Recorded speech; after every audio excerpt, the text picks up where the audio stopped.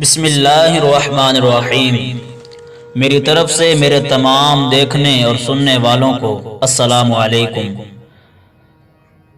جس میں برداشت کرنے کی قوت ہو وہ کبھی شکست نہیں کھاتا۔ موت کو اپنے تکیے کے نیچے رکھ کر سویا کرو۔ حضرت لقمان کی اپنے بیٹے کو نصیحت۔ نماز کے وقت اپنے دل کو قابو میں رکھو، دسترخوان پر اپنے ہاتھ کو قابو میں رکھو، کسی کے گھر جا کر اپنی نظروں کو قابو میں رکھو، کسی کی محفل میں بیٹھو تو اپنی زبان کو قابو میں رکھو، اللہ پاک اور موت کو یاد رکھو، اپنی نیکیاں اور دوسروں کی برائیوں کو بھول جاؤ۔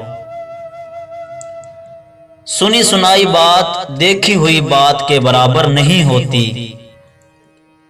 حضرت حکیم لقمان نے فرمایا، میں نے زندگی میں مختلف دوائیوں سے لوگوں کا علاج کیا، مگر اس طویل تجربے کے بعد میں نے سیکھا کہ انسان کے لیے سب سے بہترین دوا محبت اور عزت ہے۔ کسی نے پوچھا کہ یہ اثر نہ کریں تو وہ مسکرائے اور کہا، دوائی کی مقدار بڑھا دو۔